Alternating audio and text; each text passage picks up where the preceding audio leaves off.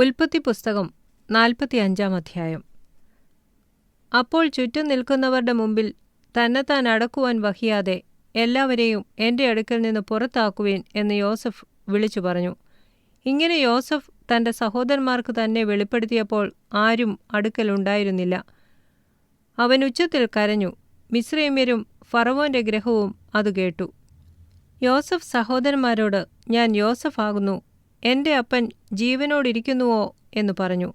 അവൻ്റെ സഹോദരന്മാർ അവൻ്റെ സന്നിധിയിൽ ഭ്രമിച്ചു പോയതുകൊണ്ട് അവനോട് ഉത്തരം പറവാൻ അവർക്ക് കഴിഞ്ഞില്ല. യോസഫ് സഹോദരന്മാരോട്, ഇങ്ങോട്ടടുത്തു വരുവീൻ എന്ന് പറഞ്ഞു. അവർ അടുത്തു ചെന്നപ്പോൾ അവൻ പറഞ്ഞത്, നിങ്ങൾ മിസ്രയീമിലേക്ക് വിറ്റുകളഞ്ഞ നിങ്ങളുടെ സഹോദരൻ യോസഫ് ആകുന്നു ഞാൻ. എന്നെ ഇവിടെ വിറ്റതുകൊണ്ട് നിങ്ങൾ വ്യസനിക്കേണ്ട, വിഷാദിക്കുകയും വേണ്ട. ജീവരക്ഷയ്ക്കായി ദൈവം എന്നെ നിങ്ങൾക്ക് മുമ്പേ അയച്ചതാകുന്നു. ദേശത്ത് ക്ഷാമമുണ്ടായിട്ട് ഇപ്പോൾ 2 സംവത്സരമായി. ഉഴവും കൊയ്ത്തുമില്ലാത്ത 5 സംവത്സരം ഇനിയുമുണ്ട്.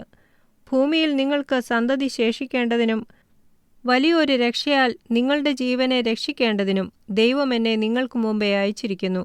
ആകയാൽ നിങ്ങളല്ല, ദൈവമത്രേ എന്നെ ഇവിടെ അയച്ചത്. അവൻ എന്നെ ഫറവോന് പിതാവും അവൻ്റെ ഗൃഹത്തിനൊക്കെയും യജമാനനും മിസ്രയീം ദേശത്തിനൊക്കെയും അധിപതിയുമാക്കിയിരിക്കുന്നു. നിങ്ങൾ ബദ്ധപ്പെട്ട് എൻ്റെ അപ്പൻ്റെ അടുക്കൽ ചെന്ന് അവനോട് പറയേണ്ടതെന്തെന്നാൽ, നിന്റെ മകനായ യോസഫ് ഇപ്രകാരം പറയുന്നു, ദൈവം എന്നെ മിസ്രയീമിനൊക്കെയും അധിപതിയാക്കിയിരിക്കുന്നു. നീ താമസിയാതെ എൻ്റെ അടുക്കൽ വരേണം. നീ ഗോശെൻ ദേശത്ത് പാർത്ത് എനിക്ക് സമീപമായിരിക്കും. നീയും മക്കളും മക്കളുടെ മക്കളും നിന്റെ ആടുകളും കന്നുകാലികളും നിനക്കുള്ളതൊക്കെയും തന്നെ. നിനക്കും കുടുംബത്തിനും നിനക്കുള്ള സകലത്തിനും ദാരിദ്ര്യം നേരിടാതവണ്ണം ഞാൻ അവിടെ നിന്നെ പോഷിപ്പിക്കും. ക്ഷാമം ഇനി 5 സംവത്സരം നിൽക്കും. ഇതാ ഞാൻ തന്നെ നിങ്ങളോട് സംസാരിക്കുന്നു എന്ന് നിങ്ങളും എൻ്റെ അനുജൻ ബെന്യാമീനും കണ്ണാലെ കാണുന്നുവല്ലോ. മിസ്രയീമിൽ എനിക്കുള്ള മഹത്വവും നിങ്ങൾ കണ്ടതൊക്കെയും അപ്പനെ അറിയിക്കണം. എൻ്റെ അപ്പനെ വേഗത്തിൽ ഇവിടെ കൊണ്ടുവരികയും വേണം. അവൻ തൻ്റെ അനുജൻ ബെന്യാമീനെ കെട്ടിപ്പിടിച്ചു കരഞ്ഞു. ബെന്യാമീൻ അവനെയും കെട്ടിപ്പിടിച്ചു കരഞ്ഞു. അവൻ്റെ സഹോദരന്മാരൊക്കെയും ചുംബിച്ച് കെട്ടിപ്പിടിച്ച് കരഞ്ഞു. അതിൻ്റെ ശേഷം സഹോദരന്മാർ അവനുമായി സല്ലാപിച്ചു. യോസഫിൻ്റെ സഹോദരന്മാർ വന്നിരിക്കുന്നു എന്നുള്ള കേൾവി ഫറവോന്റെ അരമനയിലെത്തി. അത് ഫറവോനും അവൻ്റെ ഭൃത്യന്മാർക്കും സന്തോഷമായി. ഫറവോൻ യോസഫിനോട് പറഞ്ഞത്, നിന്റെ സഹോദരന്മാരോട് നീ പറയേണ്ടതെന്തെന്നാൽ, നിങ്ങൾ ഇത് ചെയ്വീൻ. നിങ്ങളുടെ മൃഗങ്ങളുടെ പുറത്ത് ചുമട് കയറ്റി പുറപ്പെട്ട് കനാൻ ദേശത്ത് ചെന്ന് നിങ്ങളുടെ അപ്പനെയും കുടുംബങ്ങളെയും കൂട്ടിക്കൊണ്ട് എൻ്റെ അടുക്കൽ വരുവീൻ. ഞാൻ നിങ്ങൾക്ക് മിസ്രയീം രാജ്യത്തിലെ നന്മ തരും. ദേശത്തിൻ്റെ പുഷ്ടി നിങ്ങൾ അനുഭവിക്കും. നിനക്ക് കൽപ്പന തന്നിരിക്കുന്നു. ഇതാകുന്നു നിങ്ങൾ ചെയ്യേണ്ടത്. നിങ്ങളുടെ പൈതങ്ങൾക്കും ഭാര്യമാർക്കും വേണ്ടി മിസ്രയീം ദേശത്തു നിന്ന് രഥങ്ങൾ കൊണ്ടുപോയി നിങ്ങളുടെ അപ്പനെ കയറ്റി കൊണ്ടുവരേണം. നിങ്ങളുടെ സാമാനങ്ങളെക്കുറിച്ച് ചിന്തിക്കേണ്ട. മിസ്രയീം ദേശത്തെങ്ങുമുള്ള നന്മ നിങ്ങൾക്കുള്ളതാകുന്നു. ഇസ്രയേലിൻ്റെ പുത്രന്മാർ അങ്ങനെ തന്നെ ചെയ്തു.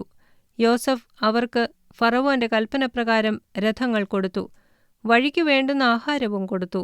അവരിൽ ഓരോരുത്തന് ഓരോ വസ്ത്രവും ബെന്യാമീനോ 300 വെള്ളിക്കാശും 5 വസ്ത്രവും കൊടുത്തു. അങ്ങനെ തന്നെ അവൻ തൻ്റെ അപ്പന് 10 കഴുതപ്പുറത്ത് മിസ്രയീമിലെ വിശേഷ സാധനങ്ങളും 10 പെൺകഴുതപ്പുറത്ത് വഴിച്ചെലവിന് ധാന്യവും ആഹാരവും കയറ്റി അയച്ചു. അങ്ങനെ അവൻ തൻ്റെ സഹോദരന്മാരെ യാത്രയച്ചു. അവർ പുറപ്പെടുമ്പോൾ നിങ്ങൾ വഴിയിൽ വെച്ച് ശണ്ട കൂടരുതെന്ന് അവരോട് പറഞ്ഞു. അവർ മിസ്രയീമിൽ നിന്ന് പുറപ്പെട്ട് കനാൻ ദേശത്ത് അപ്പനായ യാക്കോബിൻ്റെ അടുക്കലെത്തി. അവനോട്, യോസഫ് ജീവനോടിരിക്കുന്നു. അവൻ മിസ്രയീം ദേശത്തിനൊക്കെയും അധിപതിയാകുന്നു എന്ന് പറഞ്ഞു. അപ്പോൾ യാക്കോബ് സ്തംഭിച്ചുപോയി. അവർ പറഞ്ഞത് വിശ്വസിച്ചതുമില്ല. യോസഫ് തങ്ങളോട് പറഞ്ഞ വാക്കുകളൊക്കെയും അവർ അവനോട് പറഞ്ഞു. തന്നെ കയറ്റിക്കൊണ്ടുപോകുവാൻ യോസഫ് അയച്ച രഥങ്ങളെ കണ്ടപ്പോൾ അവരുടെ അപ്പനായ യാക്കോബിന് വീണ്ടും ചൈതന്യം വന്നു. മതി, എൻ്റെ മകൻ യോസഫ് ജീവനോടിരിക്കുന്നു. ഞാൻ മരിക്കും മുമ്പേ അവനെ പോയി കാണും എന്ന് ഇസ്രയേൽ പറഞ്ഞു.